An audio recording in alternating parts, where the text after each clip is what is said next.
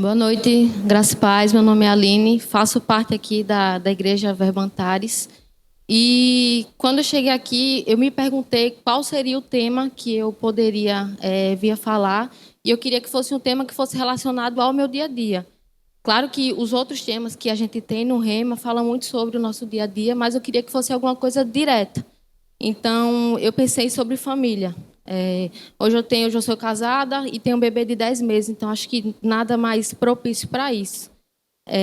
O tema foi o fundamento, família, construindo na base Jesus. Amém? Eu queria que vocês abrissem em Mateus 7, 24 ao 27, mas antes eu queria fazer uma oração.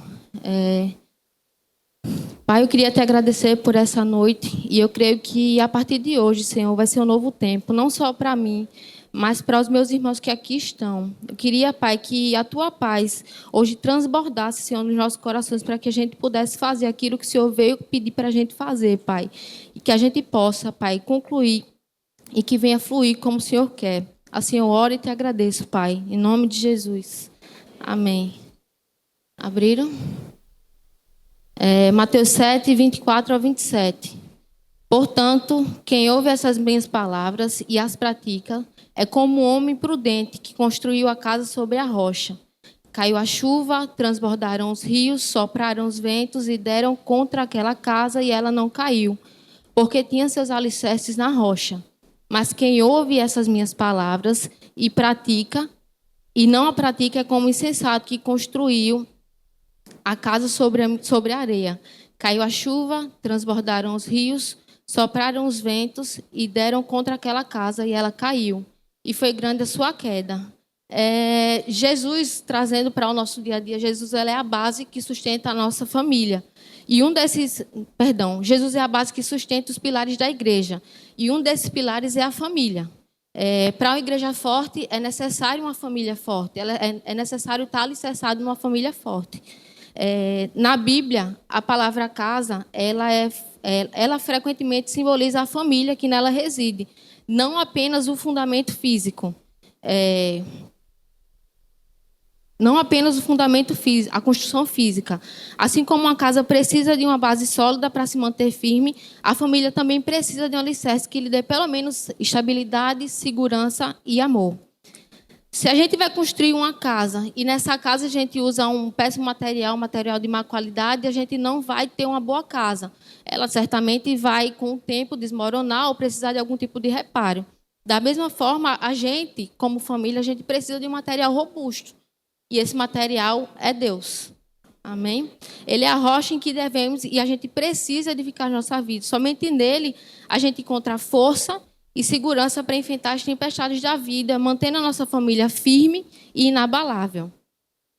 Como a gente falou, como eu li em Mateus 7, a gente viu Jesus comparando aquele que faz e constrói a casa num bom fundamento, onde ele não se destrói, não vai para um lado nem para o outro, e aquele que constrói num mau lugar e a casa cai.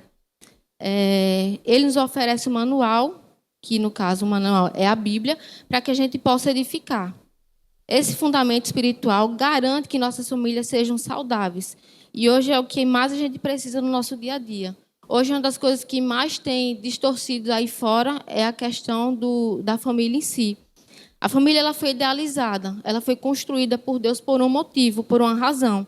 E essa razão é algo que Deus pensou para que a gente pudesse ter uma vida em paz, saúde e harmonia.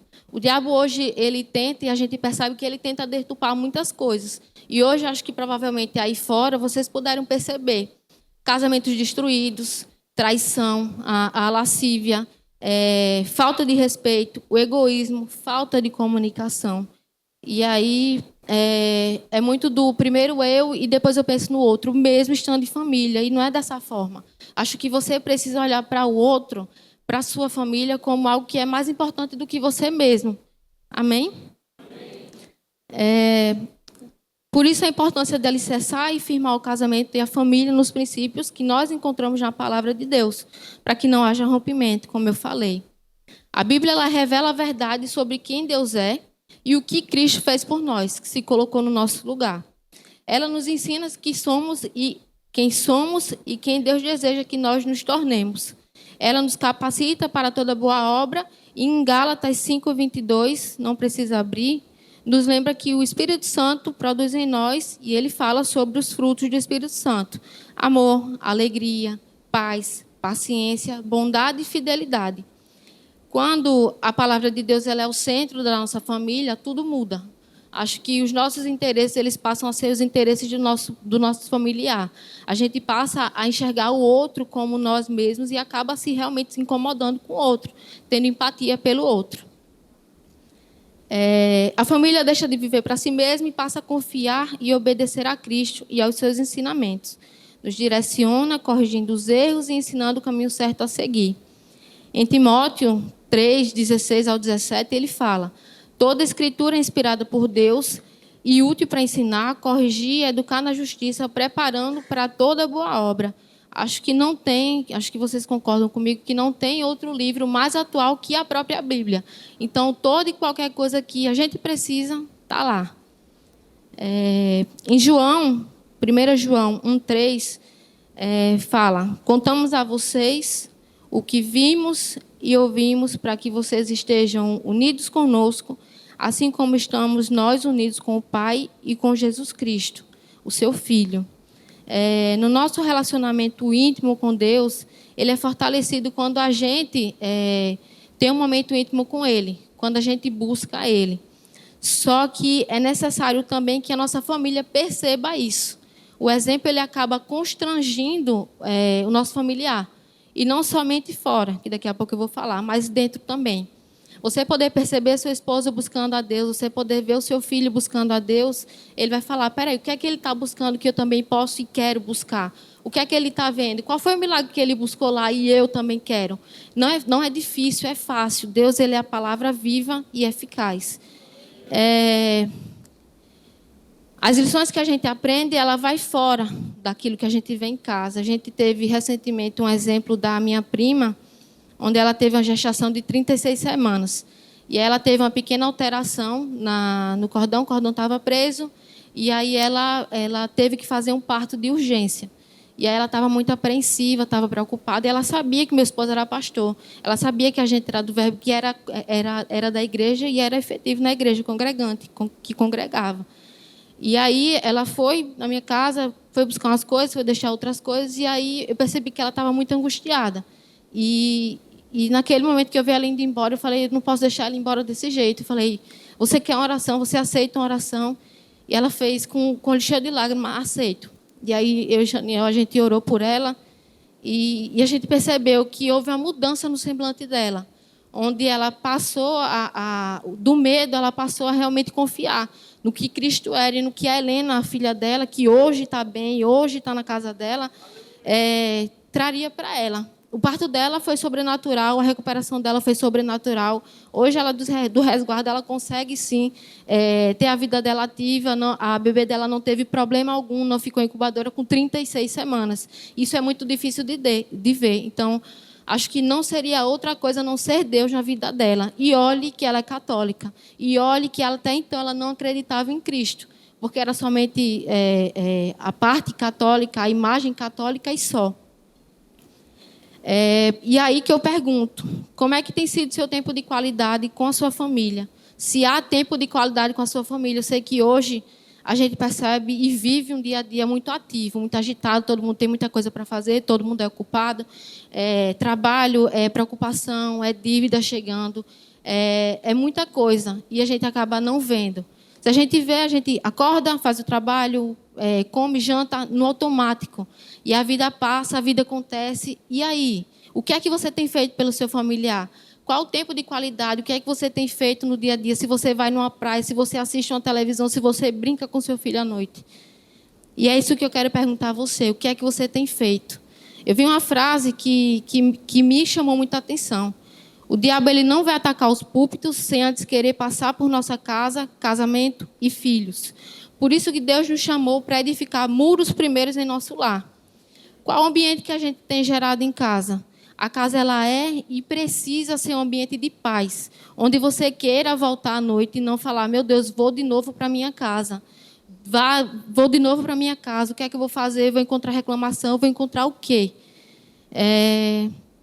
Muita gente tem tentado normalizar o que o diabo tem colocado, que é briga, que é discussão, que é a falta de comunicação entre os casais, e acaba estragando aquilo que Deus quer e aquilo que Deus planejou para a gente.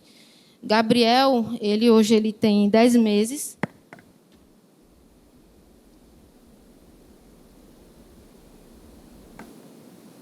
Gabriel, ele tem 10 meses, e quando ele nasceu, mãe de primeira viagem, pai de primeira viagem, a gente não sabia muito o que fazer em relação a botar para dormir, dar comida, fazer as coisas.